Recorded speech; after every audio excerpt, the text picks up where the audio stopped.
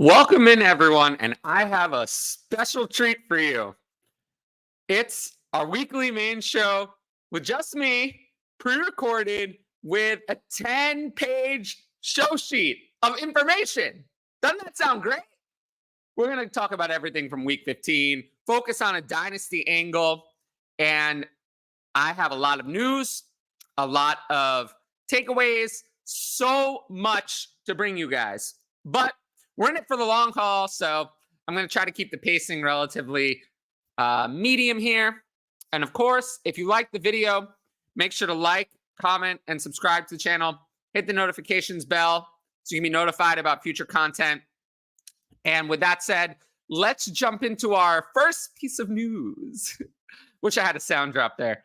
But after Thursday's debacle, haven't covered this really. The Chargers fired general manager Tom Telesco and head coach Brandon Staley. There's not much to say about this, except it's about time. I said that Brandon Staley should be fired last year. I think we can see that I was right. Tom Telesco has been a total failure. Outside of drafting Justin Herbert, it's the only good thing he really managed to do. So it's about time. Hopefully they bring in a new coach who can get the most out of this offense. They got a lot of cap decisions to make. They're way over the cap. Gonna have to cut some players. So I'm just happy to see this. And yeah, it's mostly what I got to say there. Next one. Sucks to hear this, but Jamar Chase suffered an AC joint sprain. They're saying, oh, it might not be that serious. I don't think he's going to play the next 2 weeks. So for our purposes, I think he's going to miss the rest of the fantasy season. What that means is that T. Higgins is going to be a borderline wide receiver 1 for the next 2 weeks. I have him at wide receiver 14 this week. In Dynasty, though, key opportunity. We know that Jamar Chase is one of the best wide receivers in the league, only 23 years old. If a contender has Chase, he had 11 something points. You could have advanced with Chase. There's a buying opportunity. So, make sure to look into that. Next one, Trevor Lawrence suffered a concussion at the end of the game. We know that the majority of the time when someone is put in concussion protocol, they miss the next week.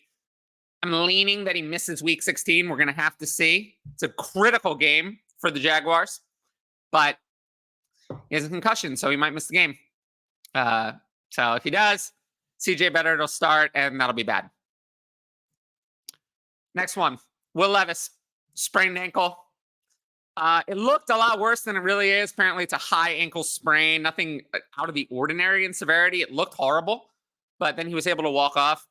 But the Titans are eliminated. I think they've seen enough from Will Levis that he's going to be their 2024 starter. Right? Quarterback play in the NFL is so bad. This is someone who has shown in his rookie year that he has the potential to play occasionally, not always, but occasionally at a high level in the NFL. He should be their 2024 starter. Ryan Tannehill's a free agent. Malik Willis is not it. I think he's going to be their guy for next year. Not forever, but for next year. I don't see why you risk his health in 3 meaningless games if he is not healthy. So a high ankle sprain takes 3 weeks to heal. There are 3 weeks left. I think you will be without Will Levis for the rest of the season.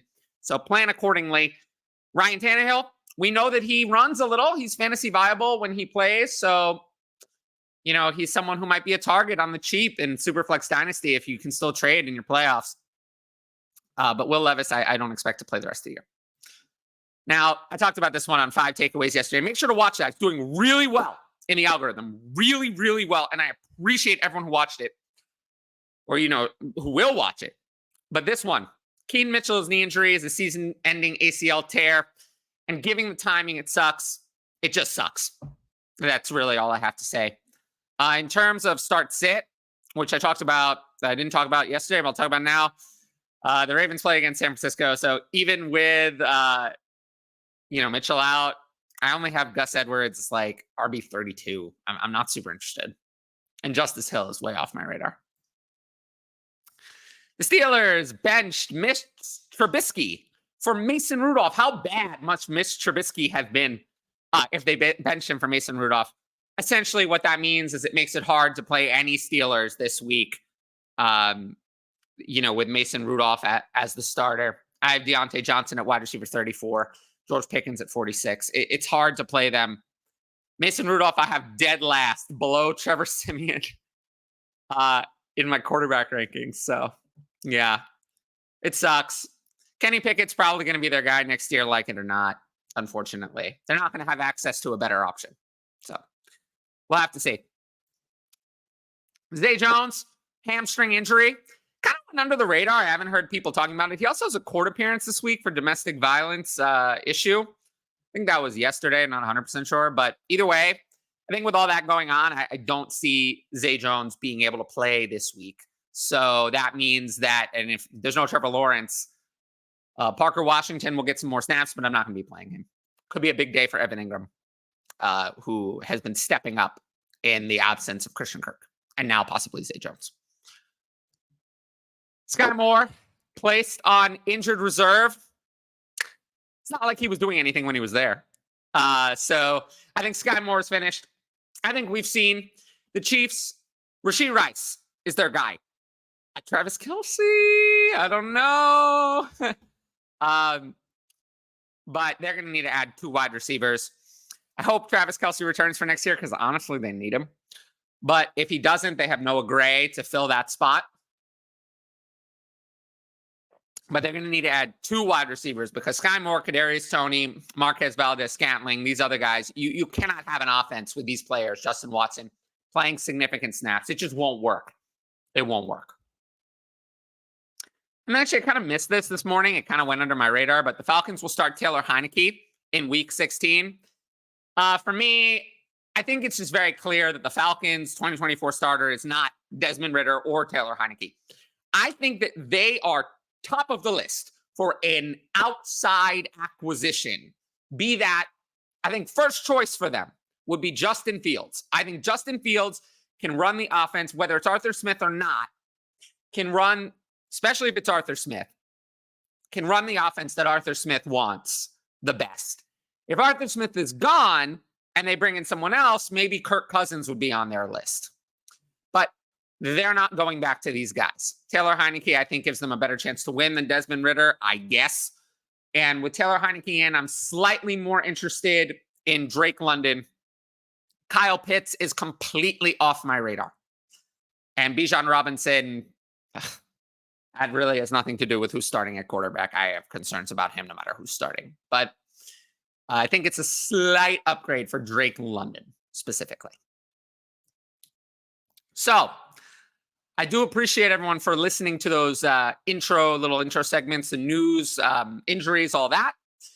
If you like the channel, you can always leave a super sticker, subscribe to channel membership. But the best way to support me is the Patreon. There's a link in the top right corner of the video, which I never seem to be able to point to, in the description of the show. Patreon.com/fantasyadvice. It's the best way to support my content. It allows you to ask advanced questions for the YouTube channel. Only patrons get to do that. So I appreciate everyone who has signed up on there. You get all my rankings and access to the Patreon Discord as well. Additionally, I always appreciate everyone for supporting my solo content on here. I've made a lot of great videos. Like I said, the 5 takeaways, people have been very supportive of that. The Dynasty videos, over 800 views on the last 3 Dynasty Stash videos, all 3 doing really well. So you can go back and watch those. They're still, mostly evergreen. They're still relevant. So check those out. Leave a like and a comment on all of that. And of course, I have the Venmo on my Twitter, Tyler the Great. You can always just donate if you want to make a donation. And a lot of people say that they want to have more of a personal interaction with me. And I don't really offer a way to do that. The Patreon, you get the Discord, but you don't really get personalized anything from me other than in messages. So I've decided that I'm going to make a cameo where you can buy video messages from me. So I'm probably going to start that project in the off season, but look for that. It's going to be something where, I haven't decided really. It's just something I thought of last night. Ed actually mentioned it in a YouTube comment about something, hearing more from me. So I am going to do that. I think it was a great idea. And then I decided that Cameo was the best way to do that. I just needed to find a way to do it in a one-off way. And this is the best way for me to do that. So we'll see. We'll have to see. But look for that over the next couple of weeks. I'm kind of excited. Always excited to do something new. I feel like if you just do the same things over and over again, it gets stale. So, with that said, what I'm going to do for the rest of the show is jump into each game one at a time. I have some takeaways. We'll talk a little bit of Dynasty. If you're watching this on Premiere while it's live premiering, make sure to leave questions in the chat. I'll try to answer them. I'll be here when it's premiering in the chat to help answer those questions. And there can also be discussion in the chat, all of that. You can ask me where I have guys ranked in Dynasty, whatever you want. So with that said, let's jump into the first game we're going to talk about. The Chargers versus the Raiders. So I know this game was a long time ago at this point, but let's see. Caffeine problem. That much I think the people know. Like 8 cups of coffee a day. It's still not enough. So Easton Stick was not that horrible. 23 of 32 for 257, 3 touchdowns, an interception, lost 2 fumbles. He's going to be the starter for the rest of the year. But whatever. Austin Eckler only had 9 touches, and I think he's finished in Dynasty. He's a sell low for me. If you could get, you can't get any firsts for Austin Eckler, but maybe a 24-second and a 25-second. I think that's the most you can hope for. To me, he's done. He's not coming back. And Isaiah Spiller, 16 carries for 50 yards. Led the backfield in touches. I don't know what that means, but someone to keep on the back of your Dynasty rosters. The Chargers receiving game was embarrassing. Quentin Johnson had a late touchdown, but he only had 3 targets, 92% of snaps, really didn't do anything. Joshua Palmer was 4 catches, 113 yards and touchdown on 4 targets. I actually kind of like him. He's still a young player. He's shown that he can play in the NFL. So I'm not saying to go buy him or anything, but he's one of those players I don't mind having in the middle of my Dynasty roster because I know if other guys get hurt, he can step up and I can use him as a spot start. And then Gerald Everett has kind of come on a little bit lately. 5 catches, 41 yards on 8 targets. Probably getting another job like this next year. Maybe staying here, maybe somewhere else. But there's not really much to say about the Chargers. I don't really care what the offense looks like without Justin Herbert. As for the Raiders, Aiden O'Connell suddenly looked like a Pro Bowler. 20 of 34 for 248 and 4 touchdowns. So for him, I don't think there's any chance he's going to be the Raiders' 2024 starter. I still think that that's going to be someone from the outside, be it a first-round pick like Jaden Daniels. It could be someone like Justin Fields or Kirk Cousins, who we talked about earlier. I just can't imagine that they're going to go forward with Aiden O'Connell as their starter. But the rushing game moved exceptionally well for the Raiders. Zamir White showed a lot. 17 for 69 and a touchdown and 3 catches for 16 yards through the air. He served as the clear workhorse. I think Josh Jacobs is going to be back this week, but it's nice to see Zamir White getting some work because if Josh Jacobs leaves in free agency, then Zamir White will have a value rise opportunity, and it would be a good time to sell because he has no burst after those injuries in college. I just think that, he's someone where the opportunity would be there and then you could sell him. I'm not a big fan of his talent. And then the receivers for the Raiders, Devontae Adams is probably going to look good on another team. 8 for 101 and 1 on 12 targets. He'll probably look good for another team in 2024. Trey Tucker, I like his future potential. He had 2 touchdowns. And then Michael Myers, same thing. 4 catches, 39 yards, and a touchdown on 5 targets. I also like his future potential. I think he's gone under the radar with the success of the other rookie tight ends. And then don't be fooled by Jacoby Myers. He had a passing touchdown and a receiving touchdown on 4 targets. I don't see anything there with him. I think he's kind of fading away. And Michael Mayer, I think, is just as involved and is kind of, as long as Devontae Adams is there, you're not going to be able to trust any of the other receiving weapons, especially since Meyer and Myers, and that's going to be confusing, are splitting work.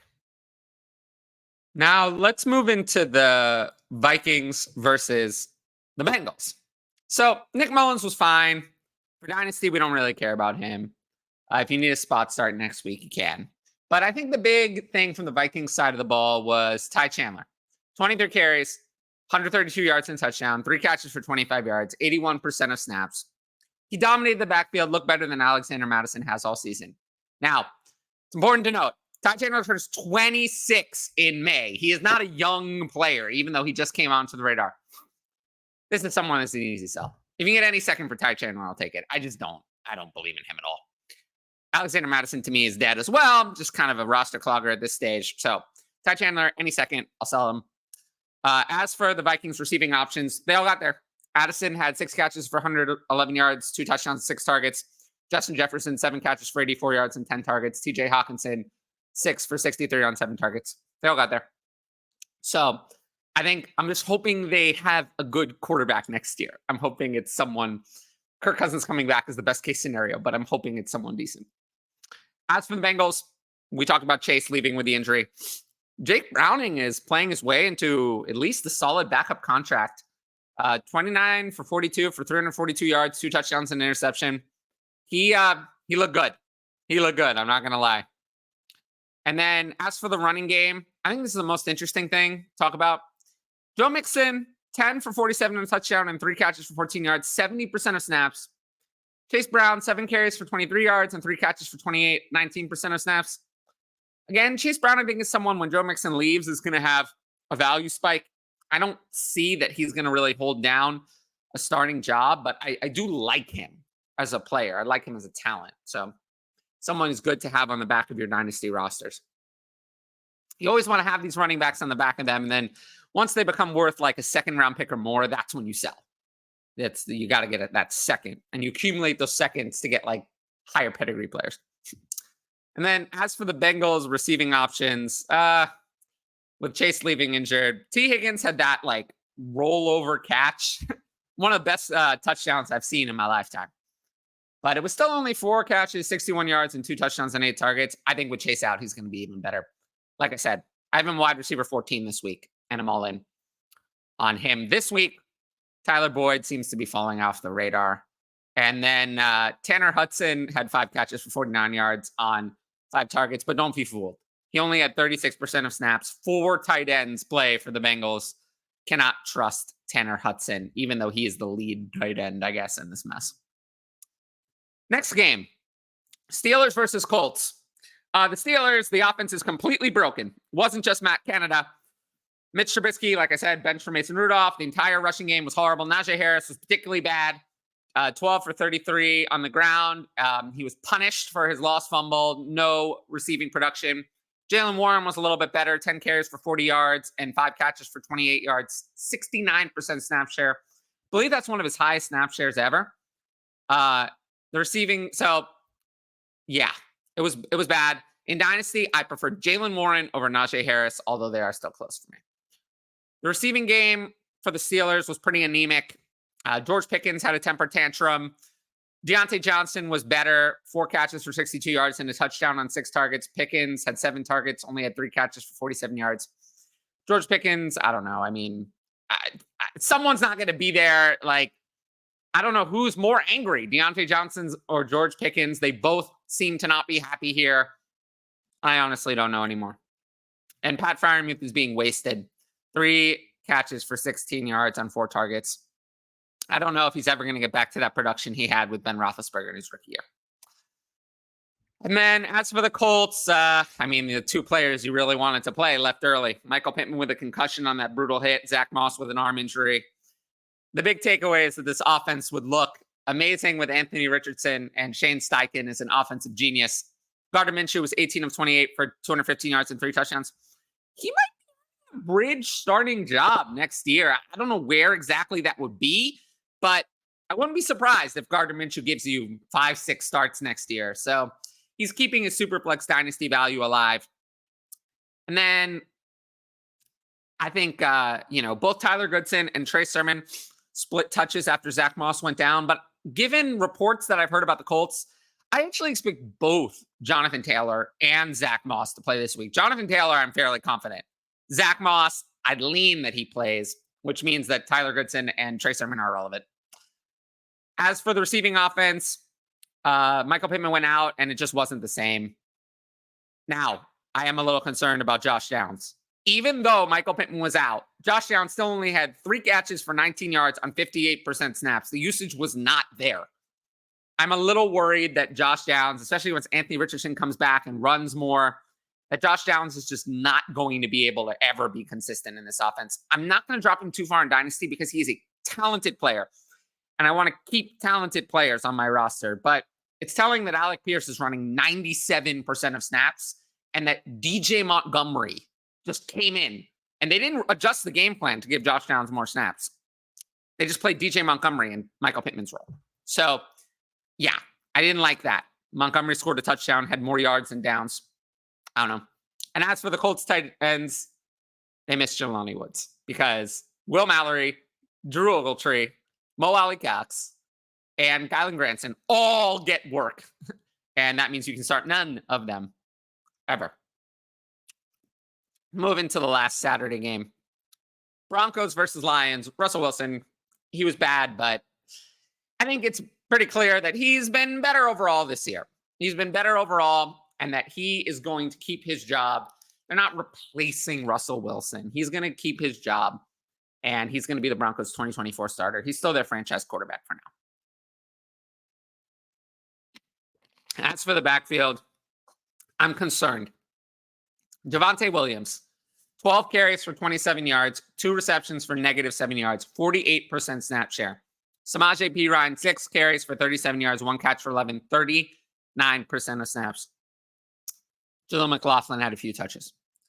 Javonte Williams has lost his grip on this backfield. He is no longer in my list of high-end dynasty running back assets. That list includes, yes, it still includes Bijan Robinson, Jahmyr Gibbs, Breece Hall, Jonathan Taylor, Christian McCaffrey, Devon Achane, Travis Etienne.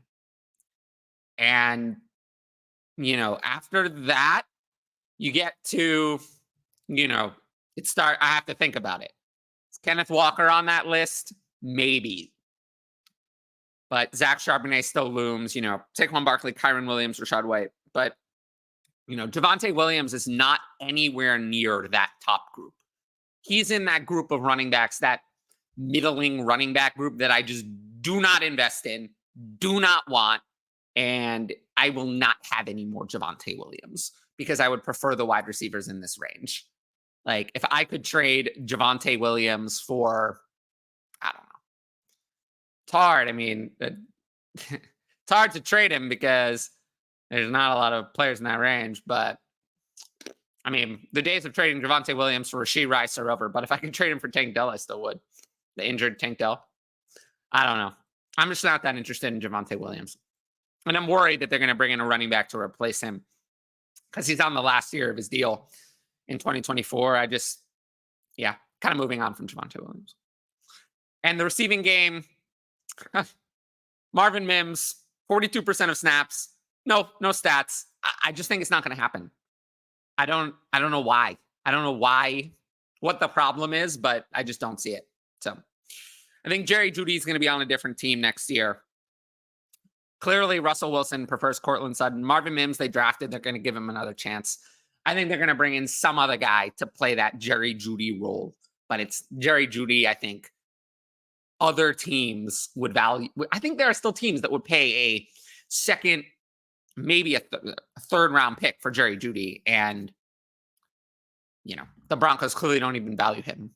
And next year they have to pay him a higher salary on the 5th-year option. So I think he'll be gone. As for the Lions, Jared Goff, he had one of his best games. 24 for 34, 278 yards, 5 touchdowns.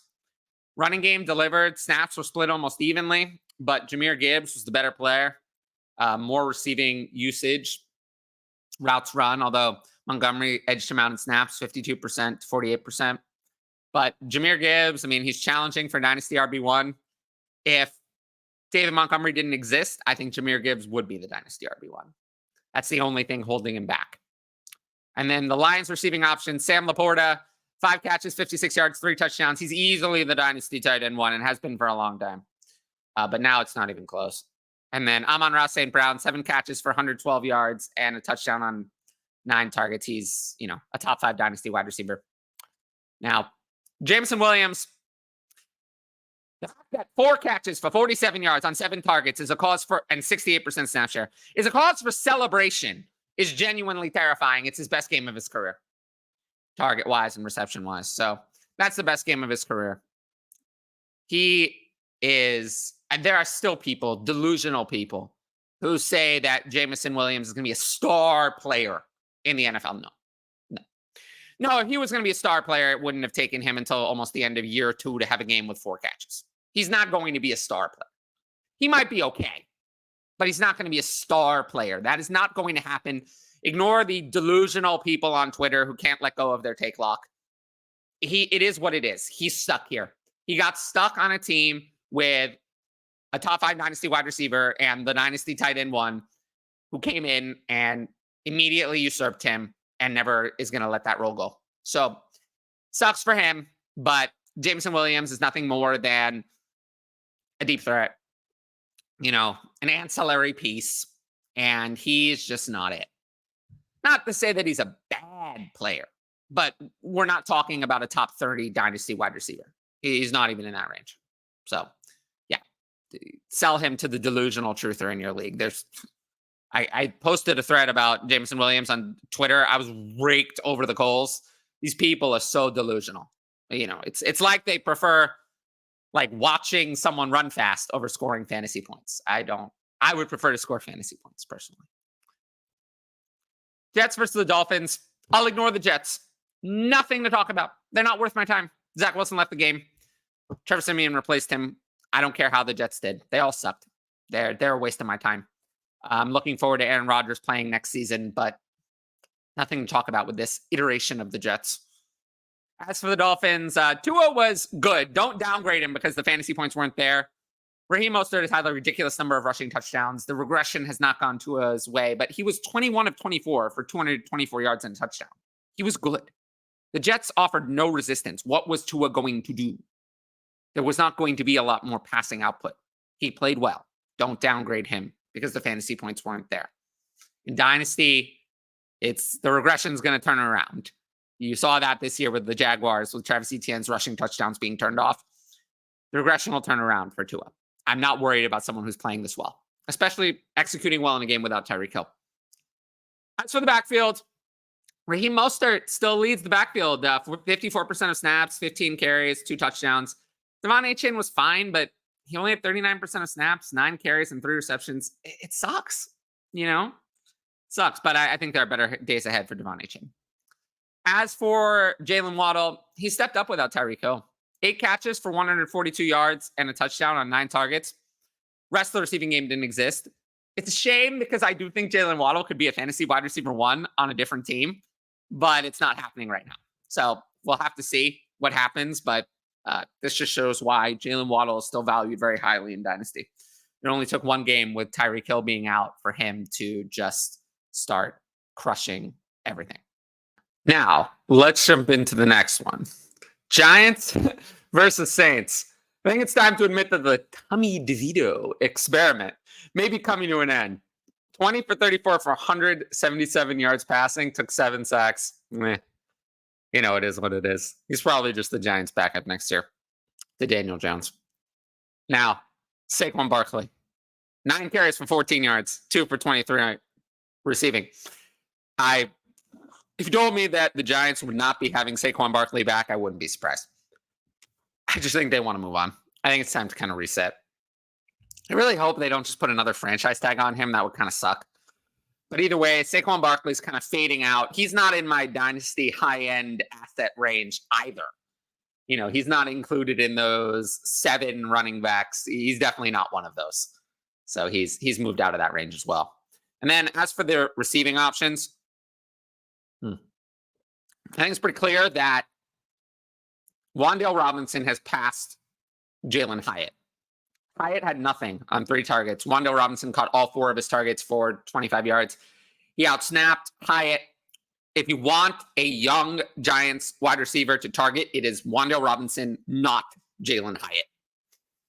As for Darren Waller, he had 6 targets, 4 for 40 on only 42% of snaps. I do think if Darren Waller is ever healthy, Darren Waller can do fine, but the Giants can get out of Darren Waller's contract with no dead cap, and I think they will. So I don't know if he's going to be back here. That probably will help him if he goes somewhere else. As for the Saints, Derek Carr was pretty good. I mean, 23 for 28 for 218 yards, 3 touchdowns. Alvin Kamara was great, but the receiving game, no one had more than 38 yards or 3 receptions. It was a total mess. Jimmy Graham vultured a touchdown. The whole thing is a disaster. They need Chris Olave back badly. Their offense just is not that exciting without Chris Olave. He's what makes the offense go. Now, let's move into the Bears and Browns. Justin Fields, a lot of people are giving him what-if points. Oh, what if this, what if that? You could do that for any quarterback. At the end of the day, he didn't put up the numbers. And the ball, sometimes things in the NFL are decided by the ball bouncing the wrong way. And for whatever reason, the ball didn't bounce his way. And I think this loss is the loss that probably means that if the Panthers pick ends up number 1, which belongs to the Bears will take Caleb Williams and they will move on from Justin Fields. If somehow the Panthers keep winning, I think the Bears will stick with Justin Fields. I think it's only Caleb Williams, not even Drake May. Only Caleb Williams is enough of a floor and a ceiling raiser over Justin Fields that they would make the move. So I think the pick has to be number 1. So you have to keep an eye on that. The Panthers they already won 1 game. Who knows if they win some more. But if the Panthers pick is number 1, the Bears are going to take Caleb Williams. As for the Bears running backs, Roschon Johnson was the lead. I don't know what to do next week. Johnson played 49% of snaps after being totally benched. Last week, he had 9 touches, but 4 receptions. Khalil Herbert and Deonta Foreman had 6 carries each. You can't trust any of them, even against Arizona. It sucks in your fantasy playoffs. If I had to play one, I would probably play Roschon Johnson. But that's just because that's what happened this week. The Bears' 2024 starting running back is not currently on this team, and it's not one of these 3 players. Deonta Foreman's not going to be back. Khalil Herbert sucks. And Roschon Johnson is fine, but I think their starter is not currently on the roster. As for the receivers, Darnell Mooney, oh boy. 2 for 14 on 8 targets, terrible. He needs a new team, but he's overrated anyway. And we'll have to see what happens. There's going to be a lot of changes to this team. But DJ Moore and Cole Kmet are assets, and they're not going away. But we'll have to see who they add, who the quarterback is, and all of that. Moore might be a little bit of a buy. If you think they're going to get Caleb Williams, Moore is probably a buy. If you think that they're going to take Marvin Harrison Jr., then Moore is a sell. So you got to have to decide what side of that you land on in Dynasty. As for the Browns, Joe Flacco is a volume machine. 44 passing attempts, 374 yards, 2 touchdowns, 3 interceptions. If the Jets had signed Joe Flacco, they would be in the playoff race now. I don't know. It's crazy how some of the best quarterbacks are just sitting on the couch versus guys like Trevor Siemian and Tim Boyle. The Browns, though, their running backs did nothing. Jerome Ford is the lead back, but I don't know. He's someone who I'm kind of like meh on. If Pierre Strong is getting 17% of snaps, it eats into being able to start either Jerome Ford or Kareem Hunt. But Ford is the clear leader. As for the receivers, Amari Cooper had 8 targets, 109 yards and a touchdown, 94% of snaps. But David Njoku, 10 catches, 104 yards and a touchdown on 14 targets. He is a top 5 tight end this week, and he's a league winner. And I'm very happy that he's finally broken out in season 7. I honestly didn't expect it. As for the other 2 receivers, I think we're getting to the point where Cedric Tillman is the man over Elijah Moore. Tillman, 8 targets, 4 for 52. Moore, 2 for 17 on 3 targets. I think that they're transitioning to Cedric Tillman as their 2 over Elijah Moore, at least in terms of the game plan. Finally, Tillman actually did something. He almost scored too. Buccaneers versus Packers. I think the main storylines here are on the Buccaneers side of the ball. Baker Mayfield balled out. 22 of 28, 381 yards, 4 touchdowns. He is going to be a starting quarterback week 1 next year. It's probably here. It's probably for the Buccaneers, but he has earned a starting job for 2024. He has done enough. He is one of the 30 best quarterbacks on planet Earth, and probably even better than that. He's probably one of the best 25 real-life quarterbacks. For fantasy, it's up in the air because he doesn't run, but he is an NFL starter. Not a great one, not a franchise quarterback, but an NFL starter, and he will be a starter next year. So you got to evaluate him accordingly. As for Rachaad White, he dominated the backfield. He's not going anywhere as the starting running back, but caution with Rachaad White. He hasn't been super effective. It's just been the volume. So he's not going to be an RB1 next year. So they're going to bring in someone to take some more work, but he is going to still be valuable. But I do not have him in that hyper valuable tier of guys like Jonathan Taylor, Travis Etienne. He's not there. He's in the next step down. So again, probably someone I'm not going to have a lot of. He's going to be way too high in startups this offseason. And then the other main storyline was Chris Godwin, 10 for 155 on 12 targets. Coming back alive. I think that he was a buy. You bought him over that period of time where he was struggling. And I think that he's someone who, at this point, you probably just take the rest of his career. If you have him, you're never going to be able to get a first for Chris Godwin again, I don't think. So I think you just have to take the rest of his career and enjoy it, because you're going to have weeks like this. As for the Packers, Jordan Love, not to blame. Not to blame for this loss. He played well. 29 of 39 for 284 yards, 2 touchdowns. Played well. Good player. He's going to be their 2024 starter for sure. Running backs, Aaron Jones was fine. I think that they might be doing a recycling of the entire running back room. It wouldn't surprise me if Aaron Jones and A.J. Dillon were both gone, and they had a completely new running back room next year. As for the receivers, Tucker Kraft, 95% of snaps, 4 for 57 and 1 on 6 targets. It's a real challenge to Luke Musgrave. We know that tight ends are tough. You're not going to have 2 fantasy relevant tight ends on one team, certainly not on this team. So one of them is going to win that battle and one of them is going to lose. It depends on what their prices are. I would bet on Luke Musgrave. He's the better player. But if Luke Musgrave is 8 rounds more expensive, then I'd rather have Tucker Kraft. If they're very close, then Luke Musgrave becomes a buy. Tucker Kraft becomes a sell. We'll have to see where they're evaluated.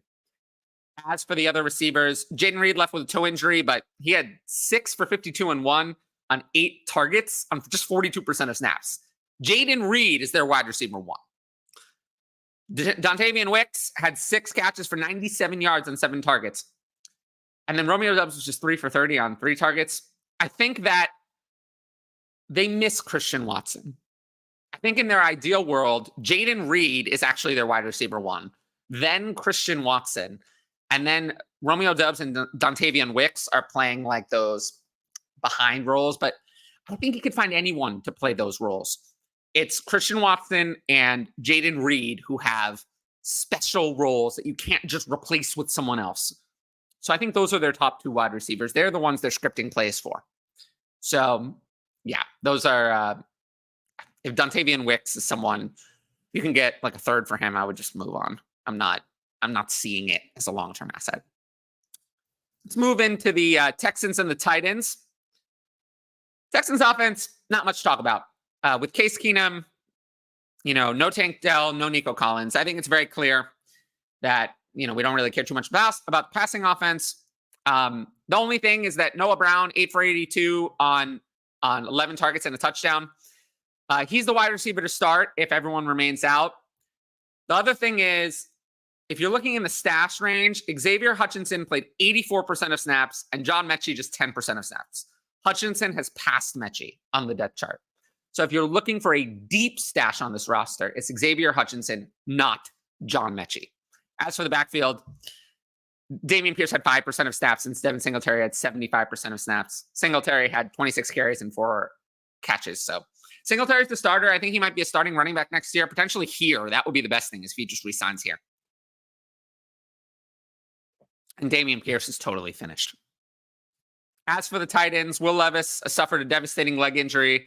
In overtime, I don't know how devastating, but he wouldn't have come back into the game. But since the Texans won, we never saw Ryan Tannehill. Main storyline, a couple, Derrick Henry, he somehow managed 10 yards on 20 touches. I don't know how that's possible. He's done in Tennessee. Tajay Spears was better. I think Tajay Spears, I talked about this on 5 takeaways. I don't know if he's a buy. It depends on what he costs, but I do like his talent. So if you're holding on to him, I think it's going to pay off. The other thing, though, Treylon Burks showed a little bit of life. 76% snap share, 3 catches, 62 yards on 3 targets. I'm not saying he's going to be what I thought he was, but he's someone who maybe there's some hope for him, but I'm not valuing him too highly. He just hasn't ever really put it together. Let's move into our next game, Chiefs versus Patriots. Patrick Mahomes played well. Clyde Edwards-Helaire led the backfield, 13 carries for 37, but 4 for 64 and 1 through the air, including that beautiful catch. I think Clyde Edwards-Helaire has earned a role somewhere next year. He's a free agent. It's not going to be here, but a role on some team. Maybe in Dynasty he has some value when he didn't before. Jerick McKinnon had a passing touchdown and a receiving touchdown. Isaiah Pacheco is going to come back this week, though, and dominate. I think he'll just slide right back into his role. I haven't seen anything from Edwards-Helaire or McKinnon that impressed me. As for the Chiefs wide receivers, Rashee Rice, we're finally here. 9 catches, 91 yards, and a touchdown on 9 targets, 92% of snaps. He is the wide receiver 1, including Travis Kelce. He is their number 1 weapon. And for this week, for playoffs, week 16, I have Rashee Rice ranked and start set as wide receiver 9. He's finally in the wide receiver 1 range. Travis Kelce was only 5 for 28 on 7 targets, dropped that touchdown. He's lost his place as tight end 1 in my weekly rankings. I have him at tight end 4 and start sit. He hadn't done anything over the last 8 weeks. He's like outside the top 5 tight ends. Noah Gray is an interesting dynasty stash. 51% of snaps, 2 for 37 on 2 targets. But other than Rice, Kelce, and Gray as a stash, I think the rest of these receiving weapons are irrelevant. Moore was horrible and then went on IR. Tony was horrible. They're all horrible. They're going to have Rashee Rice, 2 other wide receivers, and then hopefully Kelce and Gray as their tight ends. That's going to be their weapons next year. It's not going to include any of these other guys. As for the Patriots, Bailey Zappi sucks. We see why he sucks. Ezekiel Elliott kind of faded, even though he had 87% of snaps. He didn't do anything with it. But then the receiving weapons, there's a clear top 3. Hunter Henry had 9 targets, 7 catches, 66 yards, and touchdown. I think he'll be around next year. Kind of player you hang on to. You can have a spot start here and there. It has some value. No trade value, so you just kind of hang on to him. Demario Douglas, 3 for 33 on 5 targets, just 72% of snaps. He's okay. Devontae Parker, 5 for 44 on 5 targets, 91% of snaps, but they're going to have more weapons here. They're going to fix this. Juju Smith-Schuster didn't even play this game. The whole offense is kind of broken. I think Hunter Henry is obviously going to be back. He's going to be their starting tight end. Demario Douglas is going to be a receiver. Devontae Parker, we'll see, but I think they're going to bring in multiple wide receivers. I'm not super excited about anyone on this team moving forward. And we'll see. Drake May, as of now, would be their quarterback next year. Falcons versus Panthers. Nothing to talk about with the Falcons. I talked about it on 5 takeaways. The whole thing sucks. And Taylor Heineke's starting this week. So I think we covered the Falcons enough. As for the Panthers, Bryce Young was okay, I guess. 18 for 24 for 167 yards and 4 for 9 on the ground. I still think he's a buy in Dynasty because he showed competence. The lack of weapons, lack of offensive line, the lack of really anything good around him is kind of sucks. Lack of a good coaching staff for most of the year. But I haven't given up on Bryce Young. As for the backfield, Chuba Hubbard is the workhorse. 22 carries for 87 yards and 2 catches for 16, 73% of snaps. I have him higher than ECR next week. He's a top 20 play for me. And then I love to see that Emir Smith-Marset was ahead of Miles Sanders in the backfield. I just love that. And the receivers are a waste of time. Adam Thielen and Jonathan Mingo played 95 and 91% of snaps. They totaled 8 catches for 75 yards between the 2 of them. So they are the only ones who have any value, but they're not very useful. They need to bring in a 1, and then they'll probably have Mingo as their 2 and Thielen as kind of an old veteran to, man the other position there.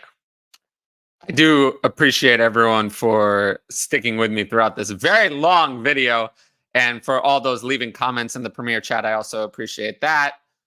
With that said, let's get into the next game. Commanders versus Rams. Talked about Sam Howell being done on the 5 takeaways, so I suggest you go check that out. Jacoby Brissett was better when he came in. He unlocked Terry McLaurin. The main other takeaway was that Antonio Gibson still couldn't do anything. He had 4 carries for 15 yards and 5 receptions for 20 yards, 45% snap share. Chris Rodriguez had 10 carries for 35 yards. He's not it either. And Jonathan Williams had 22% of snaps for no reason. So they're going to get some new running backs in here to complement Brian Robinson next year. As for the Rams offense went off. Matthew Stafford, 25 for 33 for 250 and 2 touchdowns. He's going to be the Rams 2024 starter unless he wants to retire, which I don't think he does. Kyron Williams was not punished for his 2 fumbles. I love that. Love the coach having faith in him. 27 carries for 152 yards and touchdown. 5 catches for 3 yards, 77% snap share. Royce Freeman didn't do anything. Receivers had a big day. Kupp, 8 catches, 111 yards and touchdown, 8 targets. He still looks good. Puka Nacua, 5 for 50 on 8 targets.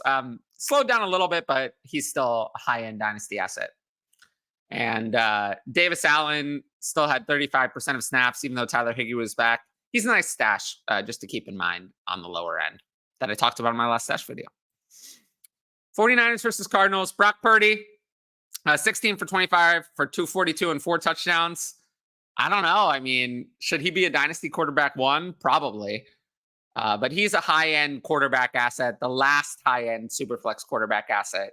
Just a question of where you rank him versus guys like Dak Prescott. As for Christian McCaffrey, we know he's a league winner. But since Christian McCaffrey was so good, the receivers were just okay. Deebo Samuel scored both touchdowns, but that left nothing for Brandon Ayuk, 3 for 37 on 5 targets. He's fading away. George Kittle even more so, 2 for 54 on 4 targets. I think really when everyone's healthy, it used to be that Brandon Ayuk was the one you can always trust. Now it seems like over the last few weeks, it's switched to Deebo Samuel. And then Ayuk and Kittle are more up and down.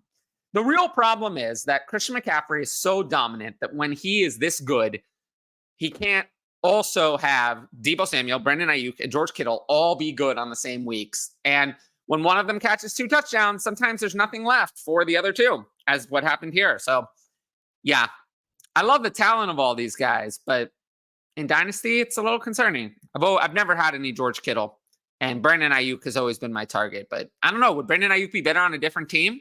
Maybe. He's the one I think who's not dependent on this scheme at all. I think Brandon Ayuk is a great wide receiver. Might do better elsewhere. As for the Cardinals, Trey McBride had 10 catches for 102 yards on 11 targets. The question really is he the dynasty tight end 1 or not tight end 2 or tight end 3? I still have him at 3 behind Dalton Kincaid, but if you add him at 2, I wouldn't mind. It's those are the top 3. And then, all the wide receivers did absolutely nothing. But I think Michael Wilson, who had 88% of snaps, is going to have better days ahead. He's not going to have this many goose eggs. So he's the one I like. Marquise Brown, I'm scared. Another injury, didn't do anything. I think he's going to be on a different team next year. But yeah, Marvin Harrison Jr. will look really good on this roster because that's what's currently scheduled to happen. Next game, Cowboys versus Bills. Dak Prescott didn't show up. 21 of 34 for 134 yards. Terrible. Tony Pollard was fine, dominated the work, but didn't really do much for fantasy. 11 carries for 52 yards, 2 catches for 5 yards. CeeDee Lamb vultured a rushing touchdown and had 7 catches for 53 yards. He was the only real success in the Cowboys receiving room, although Jake Ferguson, 6 catches for 44 yards is good for a tight end. Rest of the team did nothing. As for the Bills offense, I kind of talked about it on 5 takeaways, but James Cook was a workhorse, and the rest of the offense did nothing. I'm a little concerned that Stephon Diggs is going to be out of town next year. Gabe Davis is a free agent. He might be gone. I don't know. The whole offense might look a little bit different next year, but James Cook and Dalton Kincaid are their future.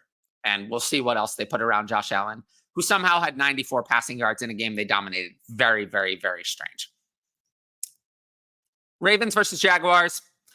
Lamar Jackson, he won the game, but he was just okay for fantasy. 14 of 24 for 171 and a touchdown and a pick, but 12 for 97 rushing gave him a little bit of a floor. Backfield, I talked about on 5 takeaways. It just sucks and earlier in the show, it sucks that Keaton Mitchell got hurt. It's just not the same without him. And then as for the receivers, Isaiah Likely is stepping up, 5 for 70 and 1 on 6 targets. I got to tell you, it is a little scary that it looks no different with Isaiah Likely than it did with Mark Andrews. No difference. That is a little scary for Mark Andrews' future dynasty value. And Zay Flowers completely vanished from this game plan. 1 catch for 7 yards on 2 targets, 84% snaps. He was running wind sprints. I don't know what was going on. He was in motion all the time, never was used. They got to fix that.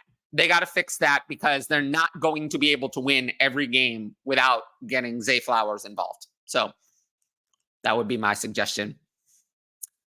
And Rashad Bateman, 6 targets, 3 catches for 39 yards. He might be having a little audition for a new team because he's surplus to requirements. They don't need him here. And they're not going to pick up his 5th-year option, so they might as well trade him. But I think he's someone who's actually not a bad player and could have a better life. Successful in the NFL elsewhere. As for the Jaguars, Trevor Lawrence, he looked healthy from the ankle injury, suffered the concussion, but it's not the same without Christian Kirk. He was just okay. 25 of 43 for 264 yards, touchdown, 4 for 41 on the ground. Travis Etienne, slowing down, 10 carries for 31 yards and 4 catches for 28 yards, but he still had 69% of snaps. Tank Bigsby had 1 carry for -2 yards. What a joke. So ETN will still be the high-end running back, but I'm a little worried. He's heading into year 4, which means contract time. Don't think he's worth $14 million a year. I really don't. I think they're better off without him at that price. Are we going to have another one of these problems? I don't think he's going to win like Jonathan Taylor did. I think they're going to play hardball, especially knowing that they have a Lawrence contract that they have to account for. So here we go. I'm a little worried about Travis Etienne in Dynasty. He's still in that high-end value range, but he's at the bottom of it for me. And he's been rated as like a first-round startup pick in 1 QB leagues at times this year. I've never been there. So I've been totally out on Travis Etienne and at his price. As for the receiving weapons, we talked about it a little bit earlier, but I'm excited to see what Parker Washington can do with more snaps. I talked about it on a stash video, but Jamal Agnew's 1 long play and 70 receiving yards and touchdown crushed the value of everyone else. Calvin Ridley's got to do better than 5 catches for 39 yards on 12 targets. This is not good enough. So he's someone who's kind of all in all been a bust this year, especially if you told me that Christian Kirk would miss a lot of time. Calvin Ridley has not been the league winner that I think people hoped. Last game, Eagles versus Seahawks. Jalen Hurts, weird. He was putrid as a passer. 17 of 31 for 143 yards and 2 interceptions. Terrible. But as a runner, he was good. 13 carries, 82 yards, and 2 touchdowns. Saved his fantasy day. I'm not too worried about Jalen Hurts long term. DeAndre Swift reclaimed the backfield. 18 for 74 on the ground. 2 for 1 through the air. 59% snap share. To 41 for Kenneth Gainwell.